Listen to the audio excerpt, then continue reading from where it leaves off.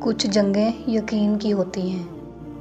اگر آپ درد کی لہر سے ٹکرا بھی جائیں تو صبر کا پلڑا بھاری رکھنا۔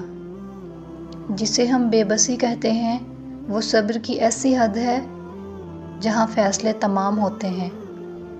کیا پتہ آج حساب کتاب کے بعد ہی سرخرو کر دیا جائے۔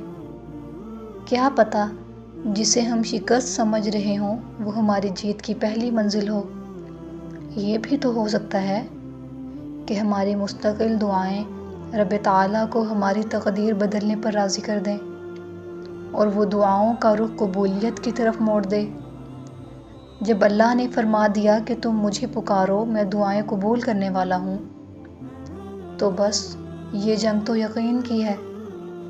اور بے شک اللہ اپنے بندوں پر بہت مہربان اور رحم کرنے والا ہے۔